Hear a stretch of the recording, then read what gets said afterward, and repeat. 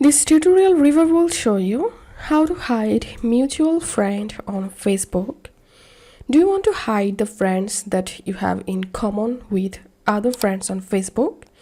Unfortunately, you are unable to completely hide your mutual friends list, but you can hide your full friends list and ask your other friends to hide their list, which in effect hides your mutual friend list. Now let's see how you can do it. Open the Facebook app, tap on menu at the bottom right, and tap on settings and privacy, and go to settings.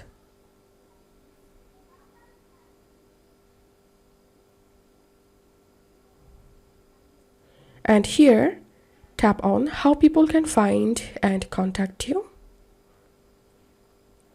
and tap on who can see your friend list.